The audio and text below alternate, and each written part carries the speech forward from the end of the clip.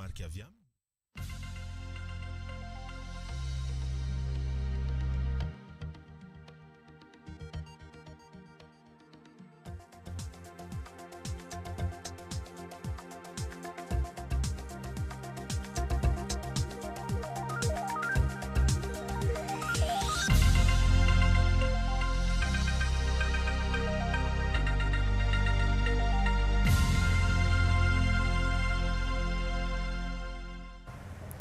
Ankafaliana indray tompoko lasy tompoko vavy no hitsidiako ny tokantranao amin'izao atoandro izao tanatin'ny vaoantsary ny televiziona malagasy manolotra ny araba tompoko ary ampanajana no anasakanao anaraka ny fampalalam-baovao.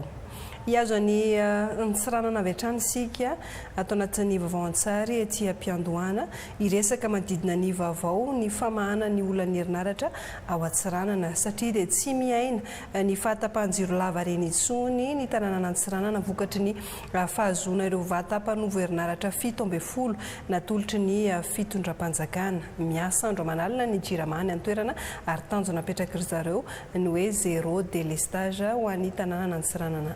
Tsara feno arso ny rena 17 milina vaovao mpamokatra herinaratra natolotry ny fitondram-panjakana hamahana ny olan'ny famatsiana herinaratra eto Antsiranana ka efa amperinasa ireo 12 izay mitondra fanafanana ny délestage.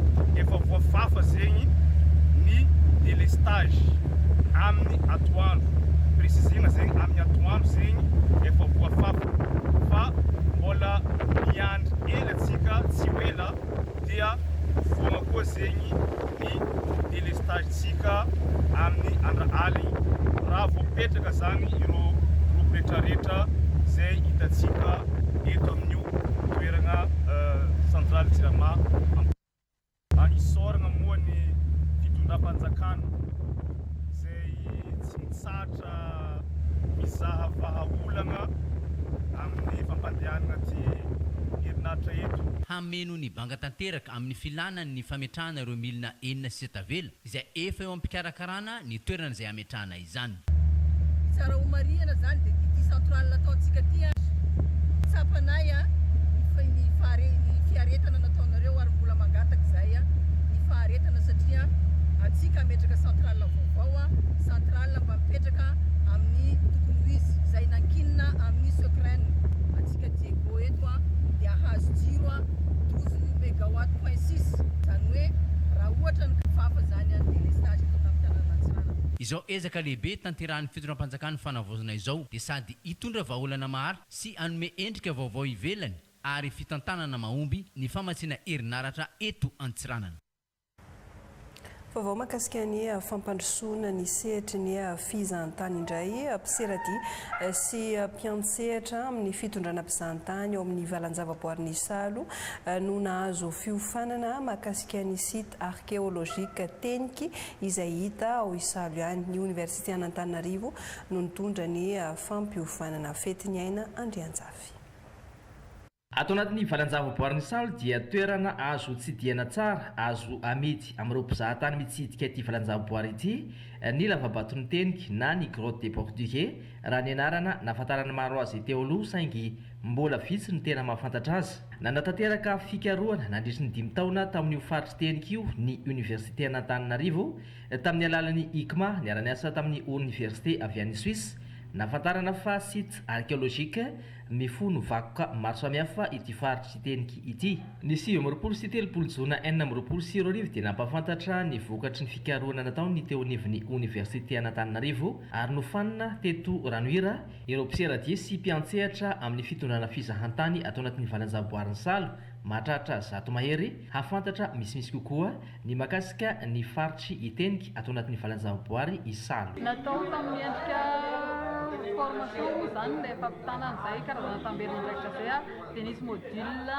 teo amin'ny anankidimy teo nampitaina tamin'ny zareo ampahafantarana azy Teniky sy ny tantarany dia ny hoe inona natao fikarohana archéologique dia inona daholo ireo vokatra archéologique hita ao amin'ny site-ny Teniky dia aveo koa hoe nampiasaivina anazy indray hoe inona ny fomba sy ahoana ny afahana manome lanja indray an'ilay toerana antsoina hoe tenika dia ahoana ny fomba fiarovana anazy. Azo lazaina fa tafita ny fanofanana satria ireo mpiofana ihany dia afaka nametraka drafitra ahafahana manome lanja ny lavabaton'ny teniky amin'izay lafiny fizahantany izay.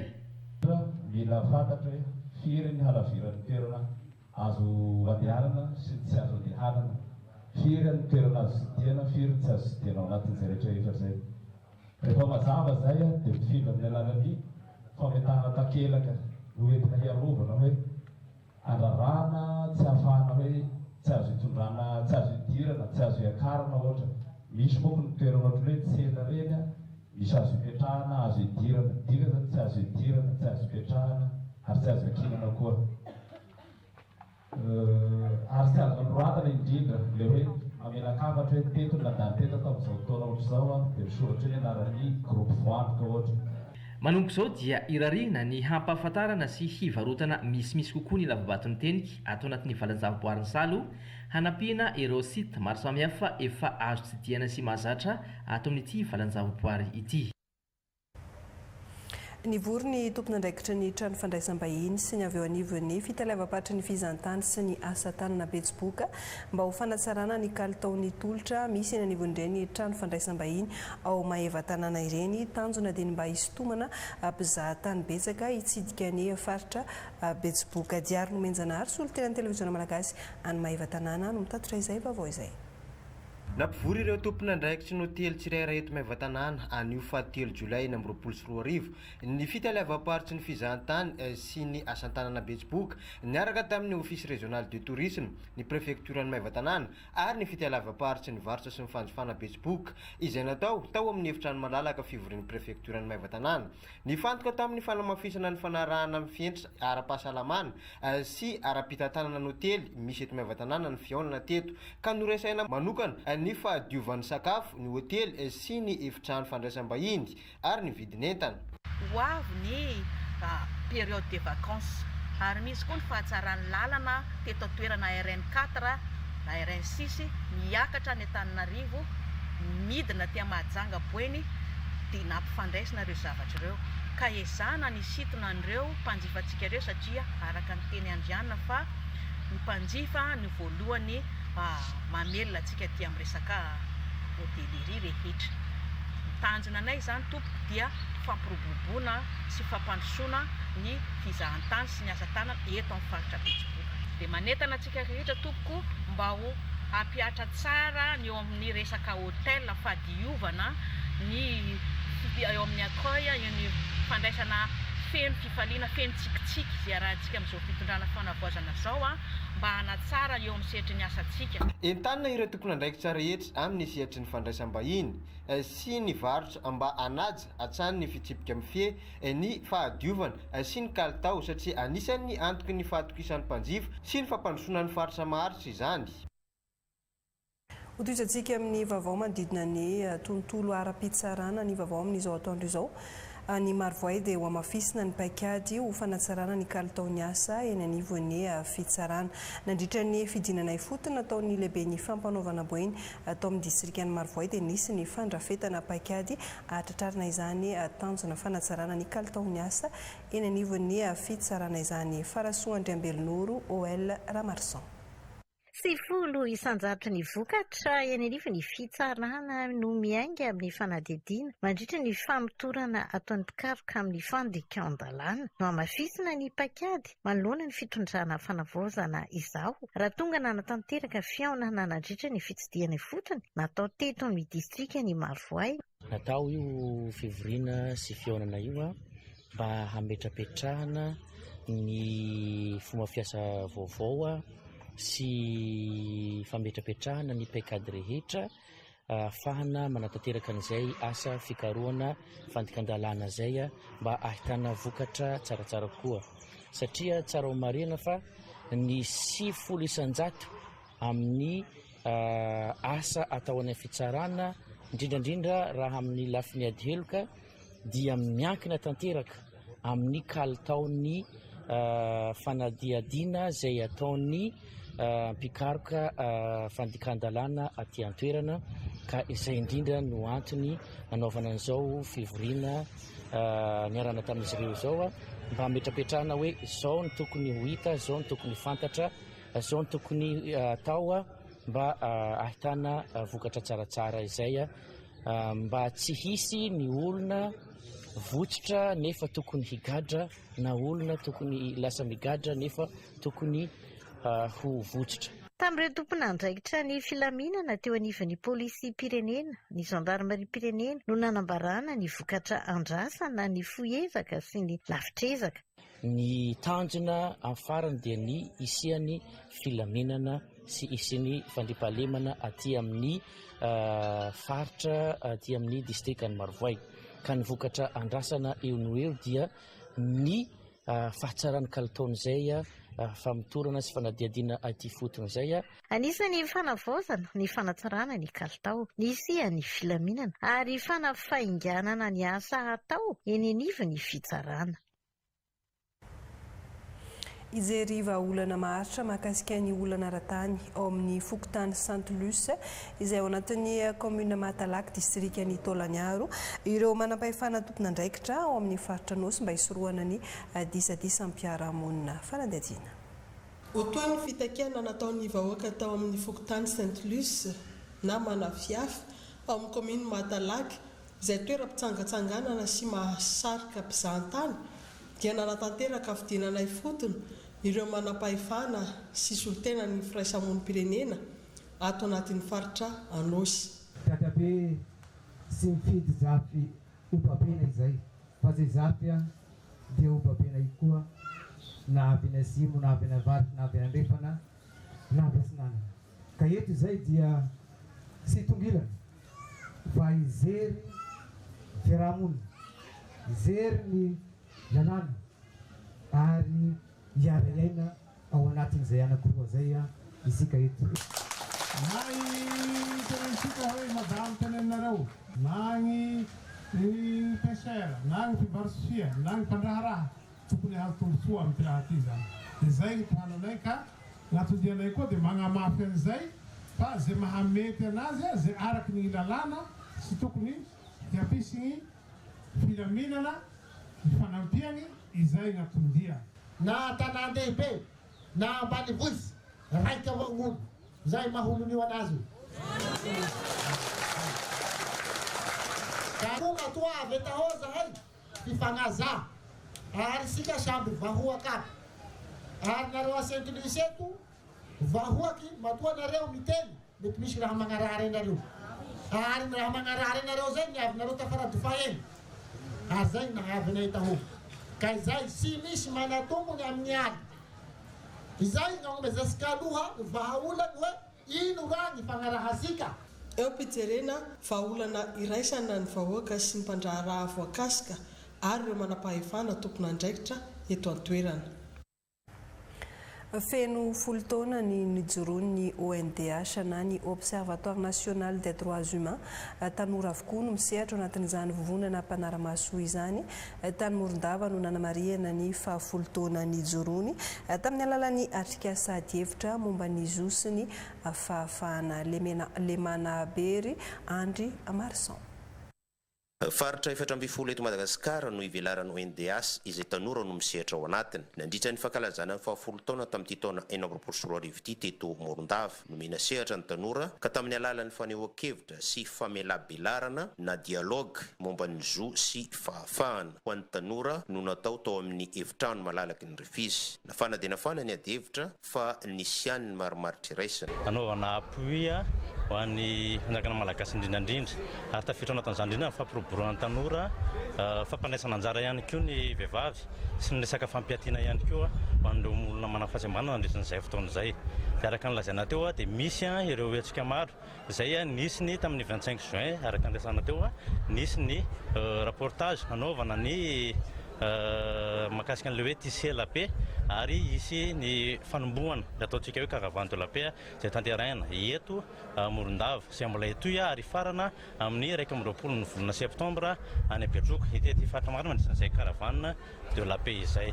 ny manarak'izay ihany koa dia misy mpisehatra maro ao anatin'izay ary anisan'ny bénéficiaire n'izay ataontsika hoe pis bulletin fond zay ny ONDH manokana zany hoe ny observatoire national des droits humains dia ampahafantatra kely izy ny observatoire national des droits humains dia fikambanana tanora izay misehatra eo amin'ny 14 région eto Madagasikara izay manao ny fampiroboroboana ny zon'olombelona mijery ny fanarahana ny zon'olombelona ary mitatitra ihany koa mijery vahaolana mba ahafahana mamaolana mahakasika an'izay zon'olombelona izay dia eto ihany koa dia manentana ny tanora vonona anatevindarana afaka manatitra ny page Facebook ny observatoire national des droits humains tsika afaka mangataka ihany koa ny fomba hidirana mpikambana ao anatin'izay ary tsara marihana koa fa tsy misy ny fampivoarana raha tsy misy ny fandriampahalemana ary tsy hita fandriampahalemana raha tsy misy ny fanajana sy fampirina ny zon'olombelona ka izay no anentanana antsika ary mandray mpikambana ihany koa zahay any amin'izay faritra 7 zay raha ohatra ka anatevin-dalana anay dia mirahasoantsika. Notoizina tamin'ny filarambena makavaky ny tanànan'ny Morondava moa ny fankalazana. Tsara marina fa nanatrika izao lanonana izao ireo manamboninahitra sy tompon'andraikitra isan-tsokajiny, olobe an-tanà sy mpahay fomban-draza. Ivadika lafim-baovao ny fanabeazana isika manomboka eto isan'ny fikambanana manampy ireo ray aman-dreny mpianatra sy ny mpianatra ny fikambanana Doria ao Farafangana ho fanohanana ireo sekoly any ambanivohitra dia nanolotra jiro mandeha amin'ny herin'ny masoandro ho an'ny CEG Vohitromby ny fikambanana hanazavana ny toeram-pianarana izay any anaty ala. Ataina Flavien. Voavala avy hatrany ny fangatana jiro mandeha amin'ny alalan'ny herin'ny masoandro tamin'ny fikambanana Doria izay natao ny talen'ny CEG ny sekoly ao Vohitra Omby. Mizaly ny mpianatra rehefa mianatra amin'ny andro alina ka nitaraina tamin'ireo fikambanana manao asa sosialy ny tenany. Vohitromby somary agnatin'ala. Izy misy centre d'examen CP na BPC. Davy misy dossier na mpianatra. Azonao misy sujet d'examen ava session zany mipetraka ao. Dia izay zany ilana fahazavana aminazy mba ilagnany dia azonao maizina. Misy koa cours amin'ny cours de soutien zany ilagnany misy manao cours no fa mpianatra io manao cours na 3e dia ilaigna avao koa ity lapadira ity zany ame qualité ny fampianarana fanasarany qualité ny fanabeazana. Tafiditra ao anatin'ny tanjon'ny fikambanana ny manampy ireo mpianatra. Isan'izany ny fampianarana maimaimpoana ho an'ireo mpianatra hanala fanadinana ka noraisin'izy ireo ho voninahitra ny nanolotra ity fanampiana ity. Tsy dia hoe resaka misy ambadika na magnano akory fa amin'ny association zay amin'ny mahadoria dia dorianay zavatry agnatin'ny prioritaire amin'ilay fikambanana zany ny resaka fampianarana. Indrindra moa zaza ny resahany dia izay ilay hoe mahadoria ilay fikambanana dorianay mihitsy mamafy an'izay zavatra izay mba ezanay koa mba hoe mba hiampita amin'ilay zaza afara raha ohatra ka hoe resaka solution lampadaire ny hoe hampiakatra an'ilay niveau ny mpianatra tsy manino rehefa mba nivahanay amin'izay vitanay mety ho kely izy fa ny fonay manolotra dia mameno anazy aminareo dia atolotra eo anareo amasinareo lehibe hoe masinareo avy amin'ny fampianarana. Tsy ho an'ny CEG Vohitromby irery ihany no anaovana izao ho hatrany ny fikambanana fa afaka mangataka avokoa ny rehetra enina tsy amin'ny lafin'ny fanabeazana. Araka ny efa fantatritsika moa dia nanomboka omaly ny fanadina-panjakana faharoa dia ny BEPC zany ary ny BEP eo anivon'ny fampianarana teknika. Izao dia arahantsika miaraka ny ako ny fanombohan'izay fanadina-panjakana BEPC sy ny BEP tany amin'ny faritra izay. Mpiadina misa 1.7 no voasoratra anarana tato anatin'ny fari-piady mpampianarana IVP ho an'ny mpanala fanadinana BPC aty antoerana. 13 tamin'izany no tsy tonga niatrika nanao ny fanadinana. Nahitana ivitoeram-panadinana 3 raha ty amin'ny ivitoeram-panadinana IVP dia ny ao amin'ny CG Amaripaika sy ny CG IVP ary ny lycée IVP. Tamin'ny fitorana no natao ny fanokafana ny lazahadina teo imasiny ireo solitenam-panjakana taty antoerana izay natreny ny lehiben'ny distrika ny VIB sy ireo mpitandro ny filaminana. Tamin'ny fitora sasany kosa no nanomboka ny fiantsoana anarana sy ireo fisavana ny tota-taratasiny ho an'ny mpanala ny fanadinana. Ka ny taranja malagasy no nentina nanomboana izany. Manaraka azy ao ny taranja SVT na ny science de la vie de la terre. 13 taona ny zandry indrindra amin'ny manala fanadinana BPC izao raha toa ka 19 taona ny zokony indrindra raha ato amin'ny fari-piady mpampianarana IVP. Manamarika ny fahavitan'ny taona fasivy na ny classe de 3e ny fiatrehana ny fanadinam-panjakana azahoana ny mari-pahaizana BPC na ny brevet d'études premier cycle ka manokatra varavarana hidirana amin'ny lycée hanohizana ny fianarana ny taona fahafolona ny classe de seconde mpiadina 537 no voasoratra anarana ka 707 no tonga ny atrika izany 7 taona ny azandrany indrindra miparitaka amin'ny foibe mpanadinana anankifito misy atao anatin'ny farim-pidipam-pianarana Vangaindrano ka teto amin'ny lycée Vangaindrano ny lehiben'ny district no nanokatra izany tamin'ny fomba ofisialy niatrika ny fanokafana ny sobika misy ny lazadina izay mbola mifono tsara natria ny mpandrarany fanadinana sy ny solitenan'ny mpiadina ka nirarosoa ny mpanala fanadinana ny lehiben'ny district tamin'ny fandraisam-pitenenana ka niantso ny rehetra ihany koa amin'ny fitorinana fa izay zavatra rehetra ny anarana andritra ny taom-pianarana ihany no anadinana fa tsy misy zava-baovao ka miankina amin'ny fitoniana sy ny fifatoana no fahombiazana ka tamin'ny valora lasaka fahatelo no fiantsoana anarana ary tamin'ny valorany nanomboka ny adina tamin'ny taranja malagasy ny fadisoa ny fanoratana anarana sy ny fifamadin'ny fiantsoana ny olana nisy tamin'ny ivitaram-pandina teto amin'ny lycée Vangaindrano izay novahany ireo tompon'andraikitra amin'ny ankapobeny milamina ny fiatrehana fanadinam-panjakana BPC tato amin'ny farim-pidipam-pianarana Vangaindrano ny mpitandro filaminana rahateo manao ny asany amin'ireo iviteram-panadinana misy fito ato anatin'ny farim-pidipam-pianarana Vangaindrano. Tsy misy tongotra ilany zany hoe manam-pahasembanana ara-batana ny iray amin'ny mpiadina BP eto Afenerivo Atsinanana 5 ny tsy tonga tamin'ny taranja voalohany raha 7 ny mpiadina raha ny BPC kosa indray izay samy tanteray na mitomboka androany dia 19 ny tsy tonga tamin'ny taranja voalohany tato anatin'ny Cisco ny Afenerivo Atsinanana raha 17 sy 5,000 ny voasoratra anarana. Araka ny fanazavana ny tompon'andraikitra dia maro ny manam-pahasembanana miatrika ny fanadinana ity saingy fahasembanana afaka manaraka ny mpiadina rehetra namany fa inona ary ny tansoroka omen'ny fanjakana mamaly izany ny chef Cisco ny Afenerivo Atsinanana Ralisimana Alexis 19 taona mpiadina eto Afenerivo no zokony indrindra fa any Vohipeno ankizivavy 10 taona ny zandriny indrindra firy ny mpiadina ato amin'ny faritra Analanjorofo Bemanarivo Talemparitra misy fanasarana ny fiarovana ny lazadina tamin'ny taona ity na izany aza dia tsy maintsy zena kosa ny lalàna mifehy ny fampianarana izay milaza fa ny mpiadina lehilahy ihany no afaka misava azy ary toy izany ihany koa ny mpiadina vehivavy dia vehivavy no afaka misava raha misy ilana izany. Andro voalohany dia somary misy tahotra ny mpiadina indrindra fa ireo sambany niatrika fanadinana BPC tao anatiny orana malefaka miaro hasiaka faharirinina no nisantarana ny fanadinana eo ka miezaka manao lamba matevina fa sy toy ny andavanandro ireo mpiadina.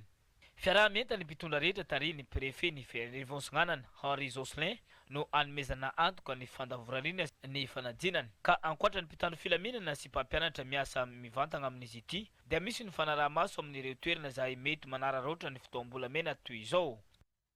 Misa 7,7 ireo mpiadina voasoratra anarana analan'ny fanadinam-panjakana BPC tato amin'ny fitaly avaparitra ny fanabeazam-pirenena aty Facebook tamin'ity taom-pianarana 2024 ity izay mitsinjara amin'ny iviteram-panadinana sivy amin'ireo Cisco 3 izay mandrafitra ny fitaly avaparitra ka ny 13,7 no option A ary ny 13,7 kosa option B. 13 taona no zandriny indrindra amin'izany avy any amin'ny Cisco ny tsara tanàna ary 12 taona kosa no zokony indrindra avy any amin'ny Cisco Maivatanana. Raha ny eto amin'ny iviteram-panadinana lycée Razafy Mefarosé eto Maivatanana 17,700 ireo voasoratra anarana ka ny 3,700 no tonga nanatrika ny fanadinana ary ny 4,30 kosa no tsy tonga. Amin'ny ankapobeny dia ny zotram-pilaminana ny fanadinana no ny ezaka nataon'ireo tompon'andraikitra mialohan'ny atongavana izany fanadinana izany. Tsodrano ho an'ireo ankizy ary fanentanana sy afatra ho an'ny ray aman-dreny no nataon'ireo tompon'andraikitra isan-tsokazy izay tonga teny amin'ny iviteram-panadinana taty an-toerana. Iazana afianganana ny famohanana ny vokatra mba hanomezana fahafa-po ho an'ireo ray aman-dreny hoy ny taleparitra ny fanabeazam-pirenena aty Facebook. Anisany nampiavaka ny fanadinam-panjakana BPC seconde tamin'ity taom-pianarana 10 sy 20 sy 20 ity dia ny fahafahan'ireo mpiadina manana solotena mijery sy manara-maso ny fanokafana ny fonosana misy ny taratasy mpanadinana. Raha ny teto anivon'ny Cisco Mananjary reny vohitry ny faritra Vatovavy kosa dia mpiadina 4 no nanao izany, ny 2 option B ary ny roa kosa option A. Mareny moa fa ivotoerana 13 no nandraisana ireo mpiadina ato anivo ny fari-padidim-pampianarana vatovavy 7 amin'ireo avy amin'ny Sisco Ifanadina izay andraisana mpiadina 8 sy 700, 9 avy amin'ny Sisco Manazary izay andraisana mpiadina 20 sy 200 ary 10 kosa avy amin'ny Sisco Nosvarika izay andraisana mpiadina 700 sy 503.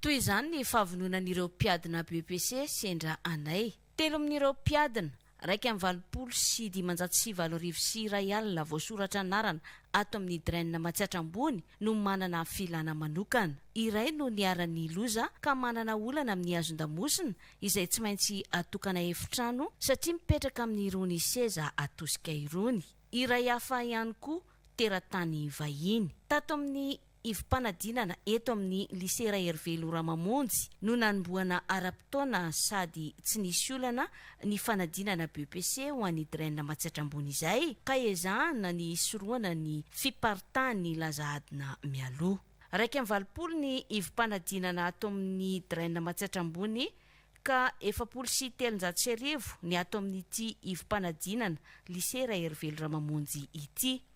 770 dia sokajy avokoa. 570 sy 702 ny voasoratra anarana ho an'ny Sisco ny Lalangina ka ny 320 sy 700 no nisafidy ny sokajy ary 420 ny ivim-panadinana. Koa dia mirary soa ho an'ireo mpiadina rehetra. Hentitra ny fanarahana ireo toromarika izay nomeny ministera ny fanabeazana amin'ny fanatanterahana ny fanadinam-panjakana BEPC sy BEP aty amin'ny Sisco ny Bialanana. Mpiadina 20 sy 703 no voasoratra anarana hanala BEPC izay voatsinjara ao anaty ivotoerana 120 raha 570 kosa ireo izay hiatrika ny BEP ho an'ny fampianarana teknika. 10 taona no zandriny indrindra raha 570 taona kosa no zokiny amin'ireo mpiadina ireo. Nandritra ny fiantsona anarana tamin'ny fitora sy sasany maraina dia 110 no tsy tonga raha 130 sy 703 kosa no niatrika ny fanomboana tamin'ny BEPC ary 2 no tsy tonga tamin'ireo mpiadina 570 ny soratra anarana hiatrika ny BEP. Amin'ny ankapobeny dia tsy nahitana olana izany tamin'ity andro voalohany ity.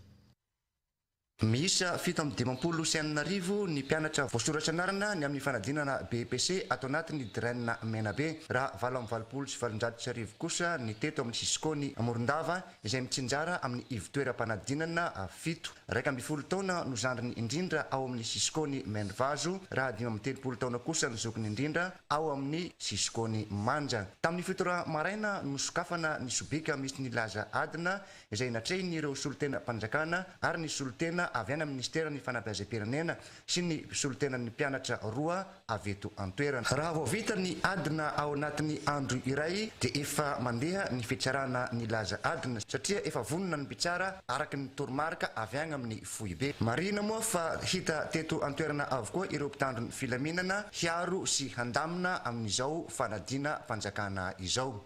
Mizotra ny mpilaminana manaraka ny fienitra takian'ny fanjakana ny fanadinana BEPC aty amin'ny distrikan'ny Besalampy. Nisy ihany koa ny fanambarana ataon'ny chef Sisco tamin'ireo ankizy haka fanadinana ny zavatra tsy azo atao rehetra mba hampirindra ny fizotra ny fanadinana. Tonga nanatitra ny zanany ny ray aman-dreny rehetra teto sady niarina eno ny toromarika avy amin'ny ministera ny fanabeazam-pirenena mba isian'ny fitoniana ho an'ny mpiadina rehetra. Nakahery sy nitsodrano ireto zaza haka fanadina ny lefitra ny lehiben'ny distrika aty an-toerana sy ireo izay nandray fitenenana rehetra. Mpiadina 320 sy 300 ny soratra anarana ka 520 amin'izy ireo tsy tonga, 770 kosa tonga niatrika ny fanadinana. Tsy nisy no olana atreto saika tazana avokoa sy manao ny andraikiny avy ny mpikirakira ny fanadinana BEPC aty amin'ny distrikany Besalampy.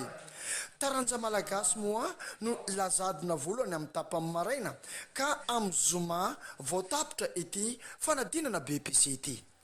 Mitombo isa anisan'ny mpiadina fanadinana BEPC atao anatin'ny sisikony fandrina tamin'ity taona 420 ity raha mitata amin'ny taona 520 fa nahatratra 570 menada no voasoratra anarana amin'ity taona ity raha raiky amin'ny 770 izany tamin'ny taondasy nampiavaka ny fanadinana BEPC tamin'ity taona 420 ity ihany koa ny fisian'ny mpiadina ayaina manana aretina fahasembanana ka natokana tamin'ny efitrano mpanadinana iray ary ambenana mpiadina roa izay niadina tao amin'ny fobe panadinana ny lycée Bepombo Fandrina. Fobe panadinana 20 no iadinan'ny mpiadina 570 menada voasoratra anarana atao anatin'ny sisikony fandrina ireo amin'izao fotoana izao mitsinjara amin'ny efitrano panadinana 20 entitra ny fanaraha-maso ny mpiadina tsiraray avy fa tsy maintsy olona roa no miambina ny efitrano panadinana iray mandritra ny fanatanterahana ny lazadina tsiraray avy vinavinaina ivoaka amin'ny 12 ny volana jolay ho avy izao anivoaka panadinana.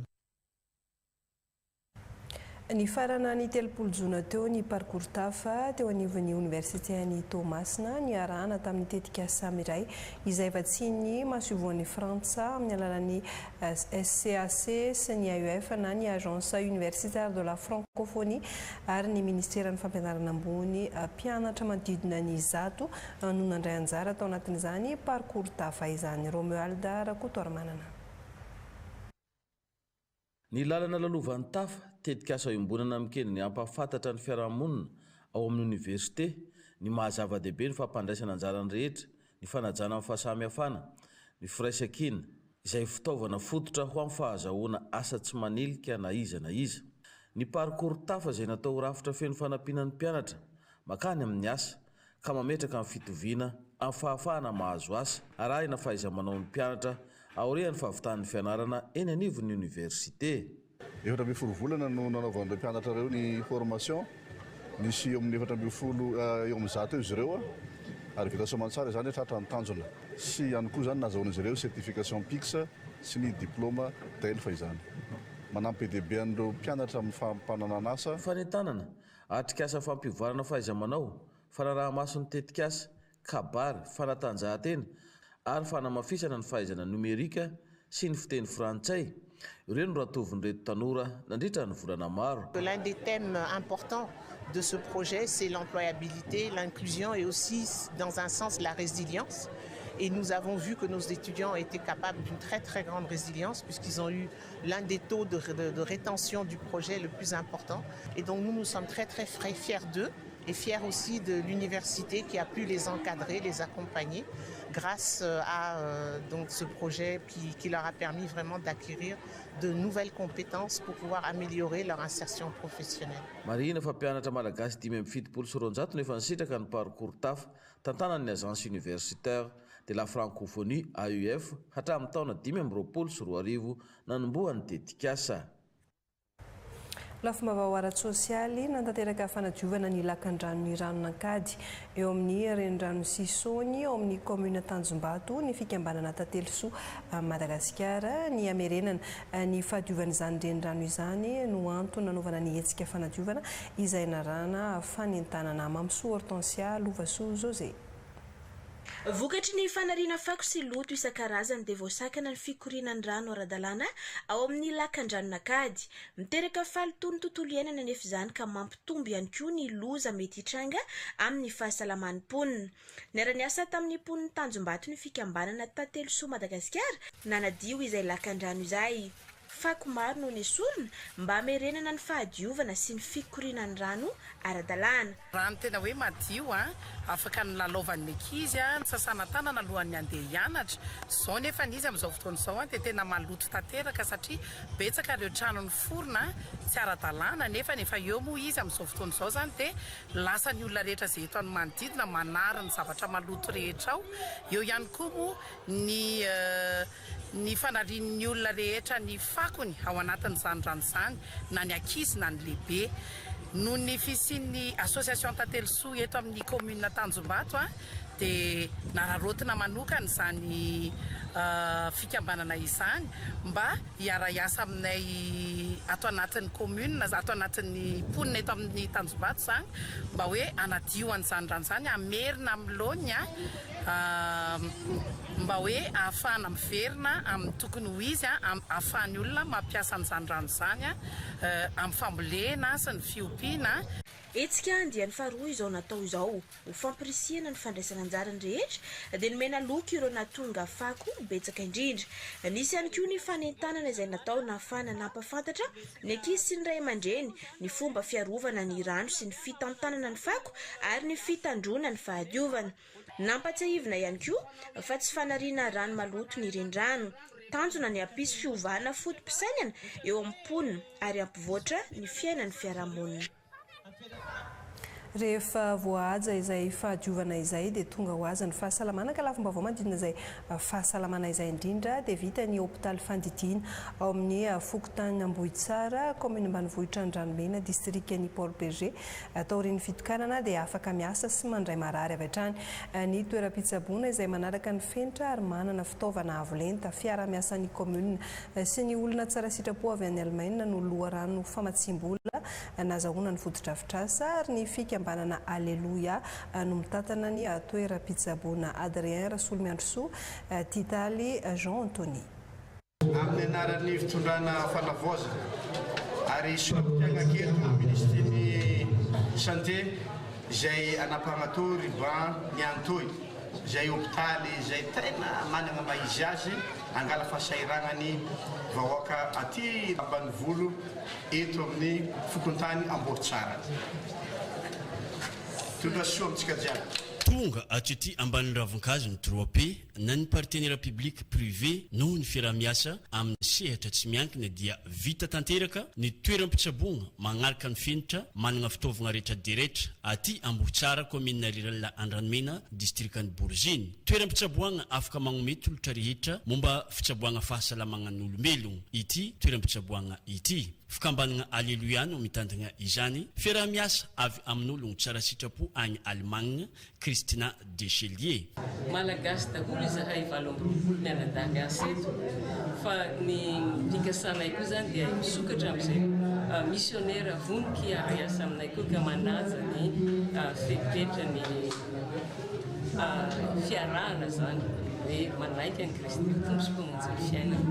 Raha ny sarany aloha dia tsy hiova mitovy amin'ny fanjakana no kendrenay hatao amin'ilay ty zavatra ty fa tsy hoe tady vola fa manampy ny olona zany. Ratsy dia ratsy ny lalina mampifandray ny renivohitra amin'ny izao toerana izao. Noho izany dia nangataka hatrany sy olombavambahoaka hamitagna ny lalana izay mampifandray ity toerana ity amin'ny renivohitra. Alavirana 30 kilometatra eo magnasaraka izany. Nanentina ihany koa ny tenany mba samby handray anjara amin'ny fikojakojana izao fananana iombonana izao. Tombotsoanay mirategna geda azay tsy mena mitaha amin'ny any amin'ny ville na dia lavitra tena tiala ty hôpitaly be ty ato fa tegna mankasitraka amin'izare tompona andraikitry indrindrandrindra koa mpamatsoana. Ny afitra mazany tsara ny mahazo ny fotodrafitrasa tegna ty ma tsy zavatra tsy azo isan'andro fogna fa zava-dehibe fikojakojana ny fitaovana sy ny fananana imbonana. Manaiky any Jesosy Kristy tompo sy mpamonjy ny fikambanana izay manana faneva ao amin'ny Romanina toko faha-raika ambin'ny folo andininy fa 9:30 magnano hoe izy ny omemboninahitra mandrakizay. Amen. Lafim-baovao tanteraka tamin'ny alalan'ny vela-kevitra fifampizarana miompana amin'ny kolotsaina artifisialy eo amin'ny sehatry ny fampangatsiahana no nanamarian'ny vondron'ny mpikirakira ny fampangatsiahana au Tuléar URAFTA na Union régionale des acteurs du froid de Tuléar ny andro maneran-tany ho an'ny fampangatsiahana. Marceliara Volonjanahary, Martial Andriamanatena. Tsy azo ihodivirana eo amin'ny sehatry ny fampandrosoana ny fampangatsiahana ary tena ilaina amin'ny fiainana andavanandro. Sehatra tsy be pahalala nefa ny fampangatsiahana ary vitsy ireo teknisianina misehatra eo aminy no izy mila fahaiza manao. Ny fahatsapana ireo rehetra ireo no nanosika ny vondrony mpikirakira ny fampangatsiahana eto toliarana urafta ikarakara ity velakevitra fifampizarana ity mba hampahafantarana ny antom-pisia ny fikambanana sy ny anjara toerany fampangatsiahana eo amin'ny fiainana andavanandro sy ny fampandrosoana. Amin'izao fotoana izao zany dia efa mivoaka ny gaz rehetra, le gaz mirehatra zany mandeha amin'ireo vata fampangatsiahana izay mivoaka amin'izao fotoana izao, ka ny fiantraikany dia raha vao tsy olona niofana kirakiran'le vata fampangatsiahana dia miteraka ny accident. Ny vinanasa ho tanterahan'ny Urafta amin'ny hoavy zany dia fampiofanana ny teknisianina rehetra izay mangetaeta. Faharoa arakaraka an'izany tianay zany ny ampiditra indreny any an-tsekoly mba hatsapa hoe zany froid zany aneka zava-dehibe, zany froid zany ka mila fitandremana, zany froid zany manimba ny tontolo iainana. Mpiara-miombonantoka feno amin'ny Urafta ny ministera ny fampiroboroboana ny indostria sy ny fampivelarana ny sehatra tsy miankina. Nanao izay fomba hanafainganana ny fametrahana ara-dalàna ny Union régionale des acteurs du froid eto Toliara mba hiditra ho anisan'ny orinasa kooperativa. Ny atao eto zany dia tsy ho rafitra izay mpanaramaso fotsiny ihany ny ministera fa ho facilitateur ary accompagnateur catalyseur zany satria misy lanjany ary tsy azo idivirana ny fampangatsiahana amin'ireo rojo-piarina maro samihafa izay misy eto an-toerana. Fanindroany izao no manamarika ny andro maneran-tany ho an'ny fampangatsiahana ny Urafta izay ahitana teknisianina mpikambana miisa 5 Vaovao avy any amin'ny distrikan'ny Fandrina nanomboka ny taona 2024 dia nametraka fomba fiasany amin'ny fampiasana ireo tamberim-bola amin'ireo hetsika ara-kolontsaina tanterahana isaky ny commune ny tompona andraikitra any Fandrina dia ny fananganana foto-drafitrasa mitondra ny fampandrosoana ny fotony ho amin'ny ity taona 2024 ity dia ny fananganana trano fonenandreo zandary asa ao amin'ny commune Fiadanana no ampiasaina ny vola azo rehetra. Alain Rodelisha Rakoto Armalala. Ny savikombo dia tsy fialam-boly fotsiny fa sekolon'ny firaisan-kina, ny herim-po, ny fanajana ny kolontsaina, ny fihavanana ary ny fandraisana andraikitra no vakoka sarobidy mampiray ny fiarahamonina sady mampandray anjara amin'ny fampandrosoana ara-kolontsaina sy ara-toekarena ka akoatran'ny mahalalonana azy dia mampita soatoavina maro eo anivon'ny fiarahamonina sy ny komunina tsiraray avy no izy maneho firaisan-kina sy mampiseho herim-po sy fahasahina no manaja ny kolontsaina sy ny razana ary mampanjaka ny fifanajana eo amin'ny mpiarabelona no mampandroso ny fihavanana. Herin'ny komuna le herisika ambanivohitra aty no le fitadiavatsika ny filaminana dia tonga sika ilagna hanatanteraka rakitra rakom-pahasoavana rakitra teraky ny fitiavana izay ataontsika eto hanangana sika trano ho amin'ny fandriam-pahalemana izay tanterahana eto Fiadanana. Mitarika fandraisana andraikitra izany ka nahatonga ny mpitantana ny komunina ny Fiadanana namadika ny savikomby sy ny hetsika ara-kolontsaina toy izao ho foto-drafitrasa eto anivon'ny komunina ka nahita pombiazana izany tamin'ny taona 2024 ary toizana amin'ity taona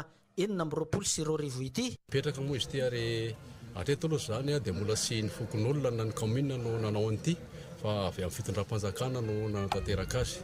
Izao moa zay izao amin'ny resaka logement zany no ezahany fokon'olona hoe mba hatao izay ezaka ny fokon'olona amin'izay logement zay satria ilaina dia ilaina zany ny fisian'izay. Raha tsy eo le logement dia sarotra ny ipetrahan'ny gendarme amin'itony toerana itony. Tsy fandriam-pahalemana dia azo lazaina fa misy madinidinika anay aloha rehefa vety sy ny ratsy dia misy fa hatramin'izay aloha dia mbola sy nihita taratra hatramin'ny fisian'ity poste fixe ity. Na risika ny vahoaka teto amin'ny komunina ny Fiadanana na nefa ny adidiny amin'ny anjara brika hamitana ny tranony gendarmerie-pirenena hiasa amin'ity braon'ny poste avancé ny gendarmerie-pirenena eto Fiadanana ity ka hanorina efitrano telo ipetrahan'ireo zandary eto amin'ny alalan'ny fandraisana anjara isapatana ka vola mitentana 7 tapitrisa ariary no efa voangona nandritra ny fanokafana tamin'ny fomba ofisialy ny fandoava-ketra sy ny famadihan-drazana eto anivon'ny komunina ny Fiadanana ao amin'ity taona 2024 ity. Vaovao ny fanatanjahantena taranja kickboxing isetra tiana zanaky Matsiatra ambony no tompon-dakany Afrika amin'ny taranja kickboxing latsaky ny 4-10 kilao fifaninanana izay natao tany Yaoundé Cameroun ny volana Jona lasa teo ho fankasitrahana ny ezaka vitany sy ny fitondrana avo ny anarany Madagasikara dia noraisin'ny tompon'andraikitra tany an-toerana Ampifaliana izany tompon-dakany Afrika amin'ny taranja kickboxing latsaky ny 4-10 kilao izany vonjy Arso.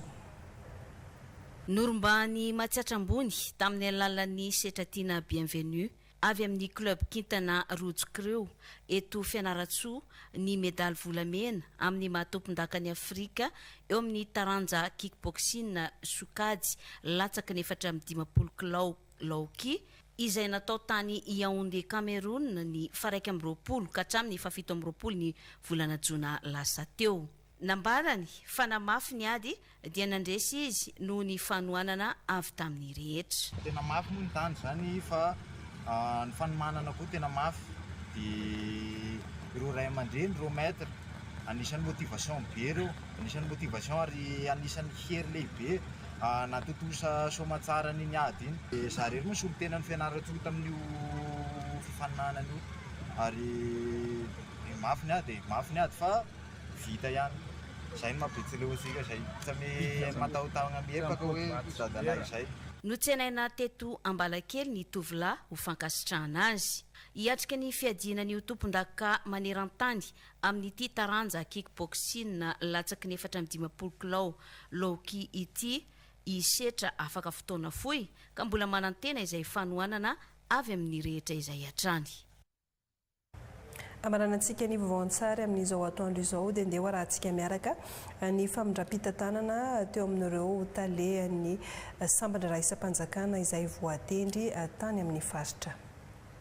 Jinoro Velomanana Ferdinand izy indray no voatendry tantana ny fitalevam-paritry ny tanora sy ny fanatanjahantena atao amin'ny faritra Melaky. Vita soamantsara ny farany herinandro teo ny famindram-pitantanana teo aminy sy ny talepy-solon-toerana teo aloha Todsoa Eme izay natrehan'ireo manam-pahefana sivily sy miaramila aty an-toerana niaraka tamin'ny solon-tena ny ministera ny tanora sy ny fanatanjahantena. Tampiralaina tanteraka ny famindram-pitantanana teo amin'izy roa mirahalahy ireto izay samy nanamafy ny fitohizany asa sy nandraikitra hoentina hampandrosoana ny sehatry ny tanora sy ny fanatanjahantena ato amin'ny faritra Melaky. Tsara ho marihina fa efa mpitsara iraisam-pirenena teo amin'ny sehatry ny baolina kitra ny taona 2024 ka hatramin'ny 2024 ity talem-paritra vaovao ity satria efa nampiofana ny ligy-paritra ny baolina kitra taty an-toerana izy tamin'ny taona 2024. Ny préfet titulière Ibrahim Djibrino no namaky ny fanendrena ny inspecteur d'administration pénitentiaire Ramanjato Jeune Lino Innocent isahana ny taleparitra ny fandraharana ny fonja ato amin'ny faritra Tsimandrefana. Vita tampirahalaina ny alakamisy tolakandro tao amin'ny bureau ny fitalevam-paritra ny fandraharana ny fonja titulière ny famindram-pitantanana teo amin'ny tale vaovao sy ny inspecteur d'administration pénitentiaire en chef Rasolonjatovo Harlantoniana Michel ara ny tantana ity andraikitra ity nandritra ny 5 taona sy 7 volana. Nahitambokatra ny asa noho ny fifanomezan-tanana sy fiaraha-miasa izay mbola ho tohizana. Mila manaja ny fitsipoka mifehy ny asa ny tsirairay izay lavitry ny kolikoly ho entina hampandrosoana ny asa. Raha ny ato amin'ny fonja Benituliara dia misa 427 ireo voafonja ka ny 27 amin'ireo no vehivavy. Raha ny 5 tamin'ireo voafonja ireo no naka fanadinana CPE tamin'ity taona ity ka afaka avokoa. Izay ny 10 minitra fotoanan'ny fampalalam-baovao tamin'ity atoandro ity mankasitraka anao nanaraka ny fampalalam-baovao hatramin'ny farany mametraka ny veloma mandra-piona ho amin'ny manaraka indray ny tenako tompoko lasy tompoko vavy veloma tompoko.